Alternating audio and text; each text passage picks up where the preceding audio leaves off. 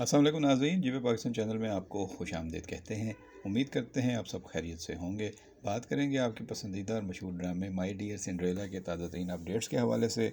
15 किस्तें देखने के बाद आपको ड्रामा पसंद भी आया है और आपने इसको खूब सराहा है। न सिर्फ पाकिस्तान भर में बल्कि पाकिस्तान से बाहर भी इस ड्रामे के मुख्तलिफ अदाकारों की शानदार अदाकारी को पसंद किया गया है।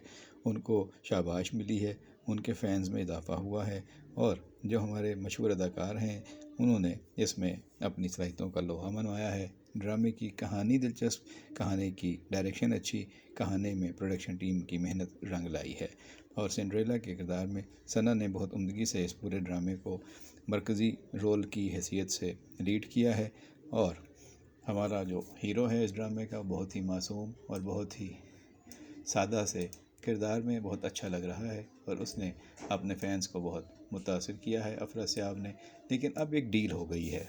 डील भी किसकी हुई है? सना की हुई है।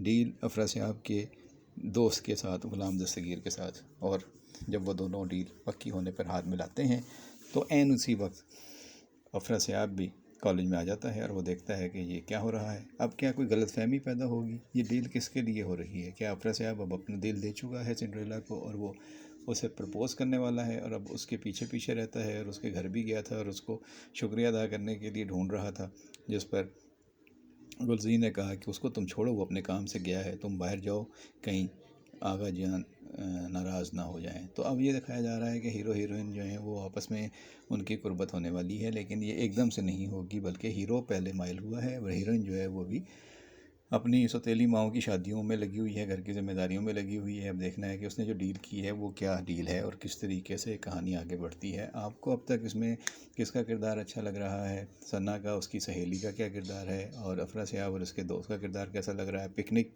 की जो किस्त थी वो आपको कैसी लगी? उसमें समुंदर पे इन सब लोगों की उछल कूद, खेल तमाशे और जो तफरीह थी, इंटरटेनमेंट थी, वो आपको यकीनन अच्छी लगी होगी। इस बारे में आप अपनी राय दे सकते हैं कमेंट बॉक्स में आकर। आप बता सकते हैं किसकी अदाकारी, किसका किरदार आपको अच्छा लग रहा है और किसका अच्छा नहीं लग रहा।